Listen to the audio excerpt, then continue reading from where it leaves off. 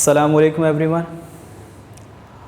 Today I have to discuss another important topic from history and importance of the Holy Quran for paper 1, question number 2.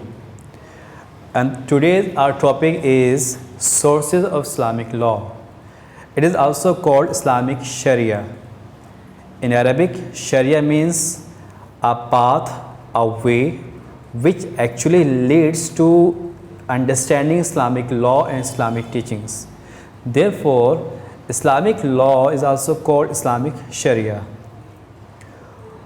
We must understand there are two main categories of Islamic sources. The first one is called primary law, and it includes the Quran and Hadith. And second one is known as secondary law, and it includes Ijma and Qiyas.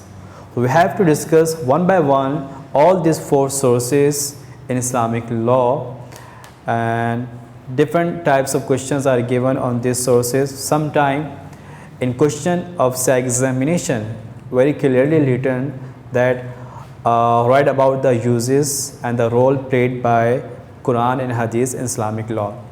Sometime without the name of Quran and Hadith they wrote and they give questions with the name of primary law and sometimes with the name of secondary law. Well, let's move to discuss the very first one. It is the Quran as the first source of law. So why the Quran is the very first source of Islamic law? Why we always take guidance first of all from the Quran? Why not Hadith? Why not Qiyas? So basically, because of the features of the Holy Quran, we place the Quran on the top of the list. Because the Quran is the last and the final book of Allah subhanahu wa ta'ala, it serves as the only authentic book of Allah subhanahu wa ta'ala, only authentic source of guidance on the surface of earth. And it is a complete code of life which guides us in each and every walk of life. Therefore, Allah says, وَنَزَّلْنَا عَلَيْكَ الْكِتَابَ تِبْيَانًا لِكُلِّ شَيْءٍ وَهُدًى وَرَحْمَةٌ وَبُشْرَى لِلْمُسْلِمِينَ. And we have sent down to you the book as clarification for all things and as guidance and mercy and good tidings for Muslims. And if I talk about the teachings of the Holy Quran, so basically I told you it is a complete code of life. It guides us in each and every walk of human life, whether it is religious, social, financial, political, individual. It guides us with the supreme knowledge and guidance of Allah subhanahu wa ta'ala. And there are about 500 verses which are directly concerned and interlinked with Islamic legal matters. So what are these matters? Example discussed in the Quran. Let's discuss.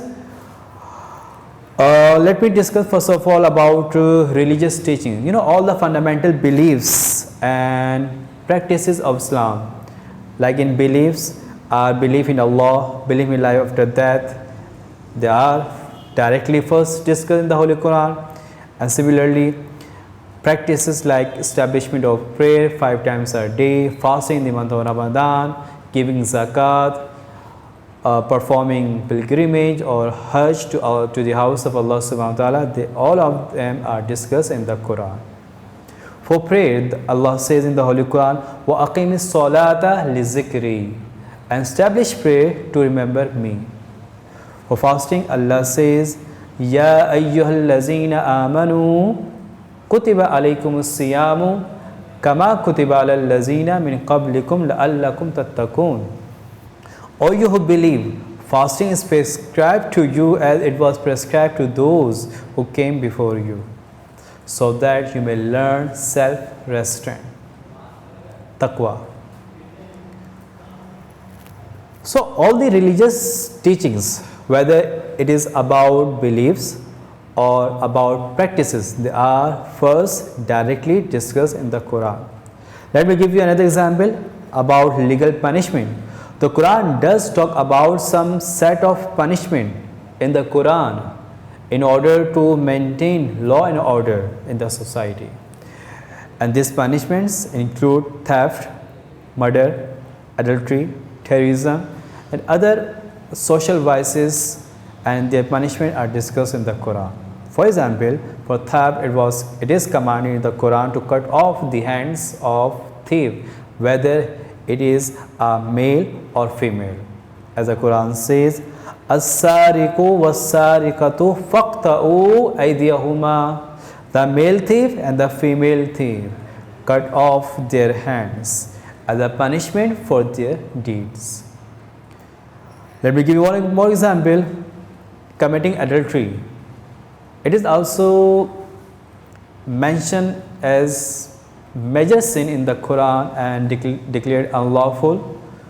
And Surah Nur, Allah subhanahu wa ta'ala has given the punishment of 100 whips to flog unmarried man or woman. As the Quran says in Surah Nur, "As for the fornicators and the fornicator, flog each of them 100 lashes, and do not take pity in enforcing the law ordained by Allah."